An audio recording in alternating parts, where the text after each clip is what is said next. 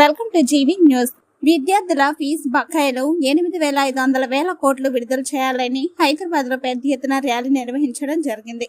ముఖ్య అతిథిగా BC JAC chairman Rajya Sabha MP R Krishnanna పాల్గొన్నారు. విద్యార్థులు బీసీ నాయకులు పాల్గొన్నారు.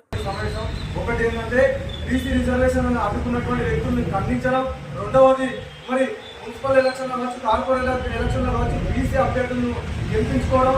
మూడవది విద్యార్థులకు రావాల్సినటువంటి స్కాలర్షిప్ అనేది చర్చించిన 4వ అంశం. నిరుద్యోగ సమస్యలపైన రాష్ట్రంలో ఖాళీగా ఉన్నటువంటి ఉద్యోగాలను భర్తీ చేయాలని ఈ 4 అంశాల మీద కీలకమైనటువంటి సమావేశం ఆర్ కృష్ణనాథ్ జరిగింది.